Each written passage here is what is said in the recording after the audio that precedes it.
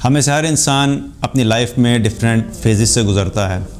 कभी कभी ज़िंदगी में ऐसी सिचुएशन होती है कि इंसान को बड़ी बेचैनी महसूस होती है, दिल में बेसुकूनी होती है, बिल्कुल बेइत्मीनानी की कैफियत होती है। तो ऐसी सिचुएशन में हमारा दीन हमें कुछ रिकमेंडेशंस देता है कि अगर हम उन चीज़ों को अपनी ज़िंदगी का हिस्सा बना लें, उन पर अमल करें, तो उसके ज़रिए से हम उन मुश्किलात से और उन कैफियत से निकल सकते हैं।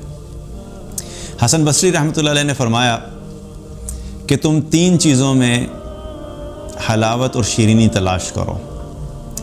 नंबर 1 नमाज, नंबर 2 तिलावत कुरान, नंबर 3 अल्लाह का ज़िक्र।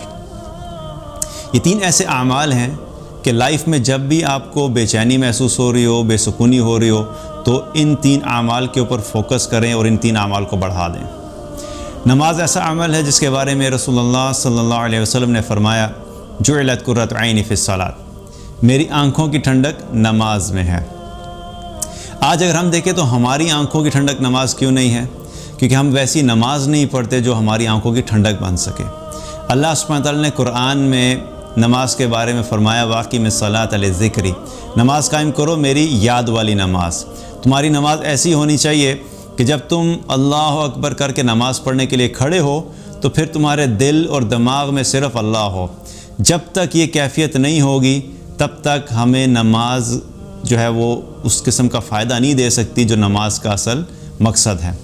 तो नमाज़ पढ़ें, लेकिन नमाज ऐसी होनी चाहिए कि नमाज़ पढ़ते हुए हमारा दिल, हमारा दिमाग वो अल्लाह की तरफ मुतवज्जे हो। जब अल्लाह की याद वाली नमाज होगी तो अल्लाह सुब्हानहू व तआला उसके ज़रिए से दिल को सुकून भी अता फ़रमाएगा, अपना कुर्ब भी नसीब फ़रमाएगा और अपनी खशियत भी अता फ़रमाएगा। दूसरा अमल क्या है? कुरान की तिलावत। जब भी बेचैनी हो रही हो, जब भी बेसुकूनी हो रही हो, कुरान खोल लिया करें। कुरान खोल के कुरान पाक की तिलावत करना शुरू कर दिया करें। और कुरान की जब तिलावत करें तो इतनी आवाज़ में ज़रूर करें कि आपकी अपनी आवाज़ आपके कानों तक पहुँचे, क्योंकि अल्लाह के कलाम के पढ़ने की भी तासीर है और उसके सुनने की भी तासीर है। जब इंसान पढ़ भी रहा होता है और साथ साथ सुन भी रहा होता है तो उसके ज़रिए से क्या है कि अल्लाह सुब्हानहू व तआला इंसान के दिल को सुकून अता फ़रमा देता है और ईमान की हलावत नसीब फरमाता है। तीसरा अमल क्या है? अल्लाह का ज़िक्र, अल्लाह की याद।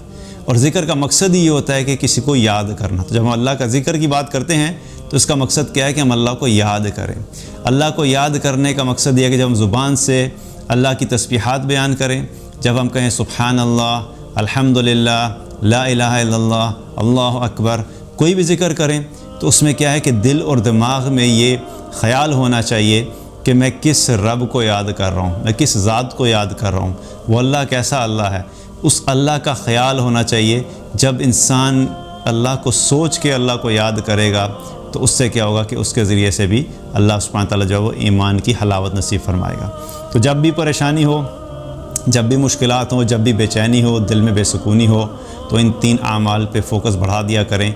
इनके ज़रिए से अल्लाह सुब्हानहू व तआला ईमान की हलावत नसीब फरमाएगा और दिल की बेचैनी को भी दूर फरमाएगा।